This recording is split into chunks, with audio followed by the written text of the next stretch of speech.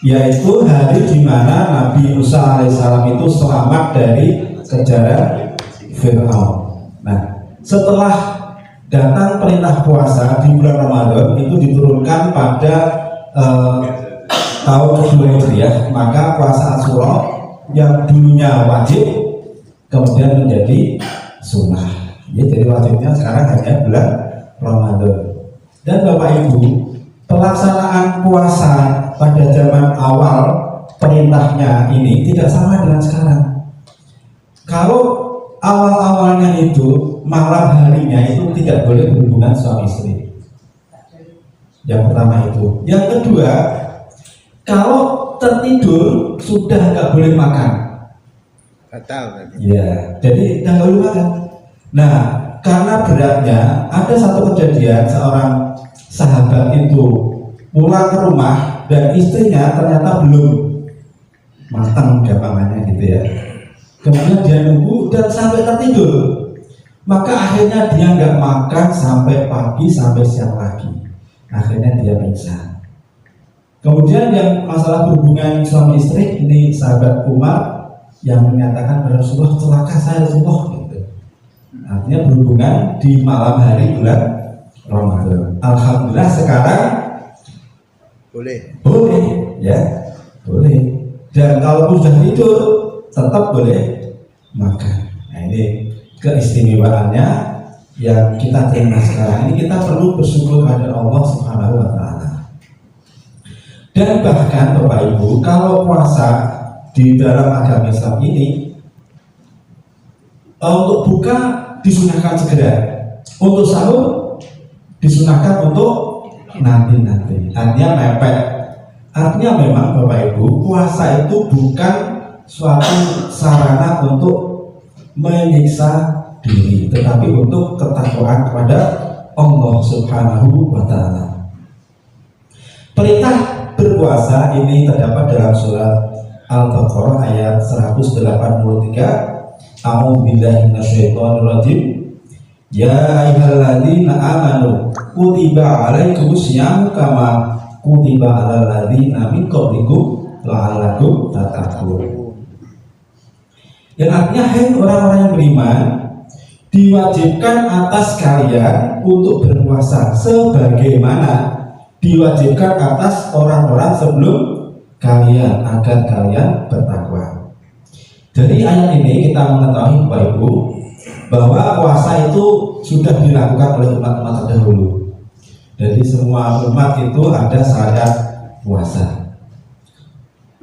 Termasuk sholat Bapak Ibu itu juga tidak hanya untuk umat saja, artinya sudah dari dulu sejak Nabi Adam sampai Nabi Muhammad semua ada syariat sholat. Yang berbeda itu kapasitasnya dan mungkin caranya. Kita tahu pada peristiwa Isra Mi'raj bahwa perintah sholat yang pertama itu 50 kali sehari semalam.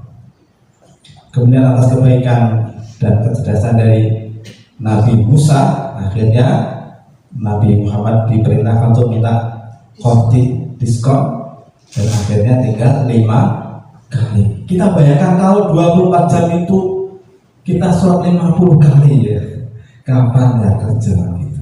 Kemudian makna yang kedua yaitu la'allakum tattaqun, agar kita ini bertakwa. Apa itu takwa sebetulnya? Takwa itu adalah melakukan perintah Allah dan meninggalkan larangan Allah.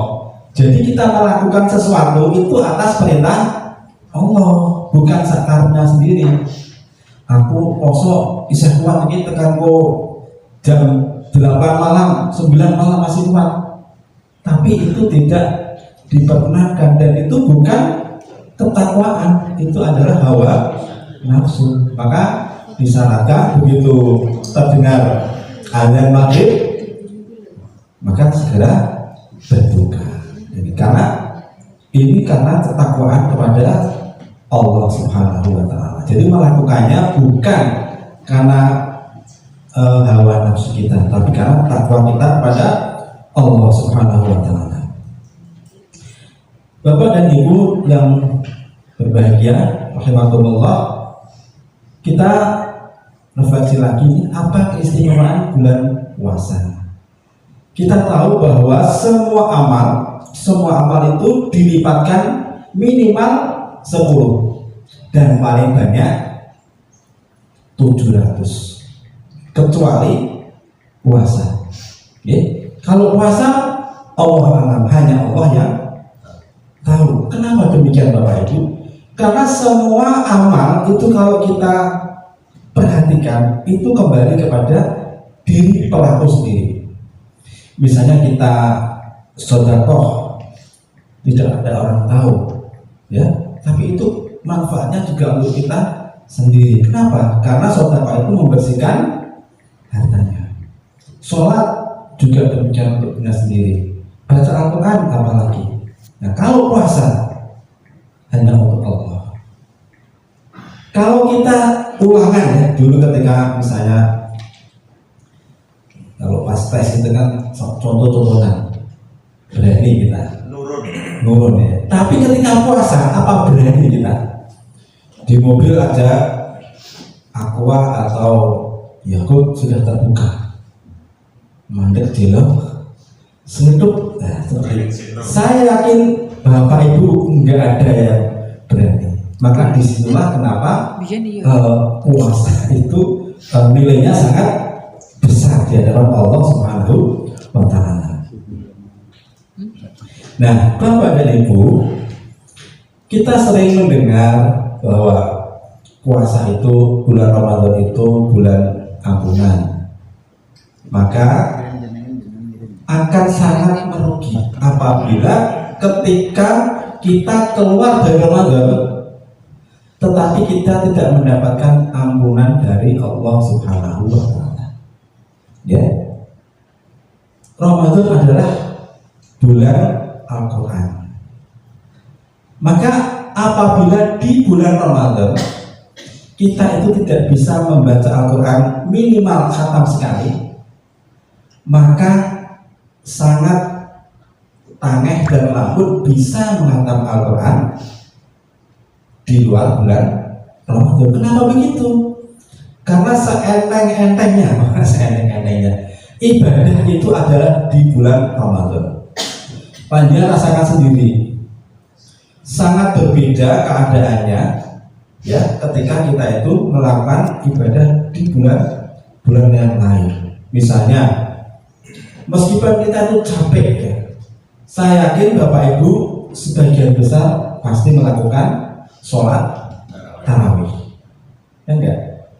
Habis buka pegang Al-Quran, habis sahur pegang Al-Quran, pagi-pagi pegang Al-Quran. Ya, saya masuk di sini mesti baca Pak Banta. Pak Banta sering ngayal nih.